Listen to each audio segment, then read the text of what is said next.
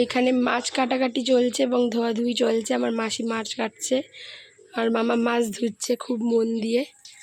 আর ওদিকে চলো মামি মাংস রান্না করছে, সেটাও দেখাবো। আর এই যে মামি মাংস রান্না করছে, এখন গ্রেভিটা হচ্ছে। এই যে এরপরে মাংসটা দেওয়া হবে, তারপর মাংসটা খেয়ে কেমন হয়েছে সেটা বলবো। আর এই যে এসে গেছে আর একজন মাংস চাখার জন্য।